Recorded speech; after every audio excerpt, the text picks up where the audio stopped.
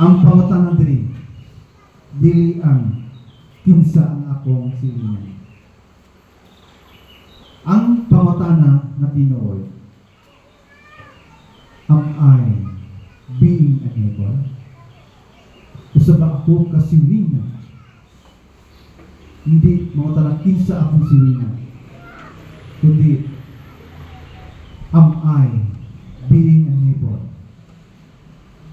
Jesus calls us to live out the message of the parable of the Good Samaritan by showing love, mercy, and compassion to everyone in need. Igsoon ang atong silingan, katong nakakinahanglan sa atong presensya. Don't ask who is my neighbor. Don't debate who is my neighbor. Okay? But, pangutanan yung kabulingon, am I being a neighbor to the one who in need, sa taong nagakinahanglan? Kini nga mga mensahe son,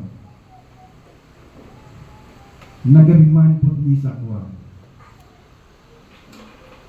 Naitabo ni sa CPAC.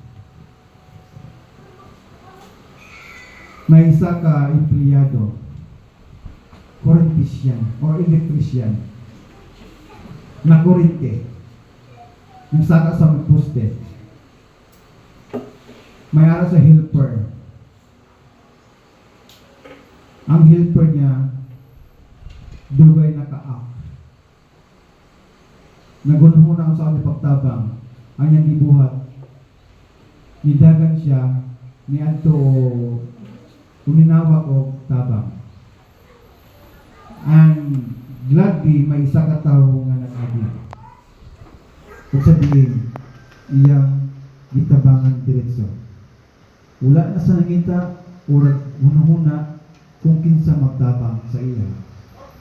Kung di kini nga tao, nag-diretso o tabang, he act directly. He did not discuss to his mind how to help. Kung saan ako pagtabang. Ang kanyang tao, iyang gitabangan. Iyang gisalo ang usa ka tawo ng kurente. And gladly, ang iyang tiil ang natusok sa sharp na fence. Kay og wala pa nag-act directly ang kining tao, siguro ang lawas tuhog sa usa ka fence. So sa atong napakinabuhi, hoping that this message this morning will remind us what to do in real nga gagayt-kabot sa atong pang-adlaw-adlaw nga pakinabuhi. Don't ask who is my neighbor, but ask yourself, am I being a neighbor? Once again, happy Sabbath, and God bless everyone.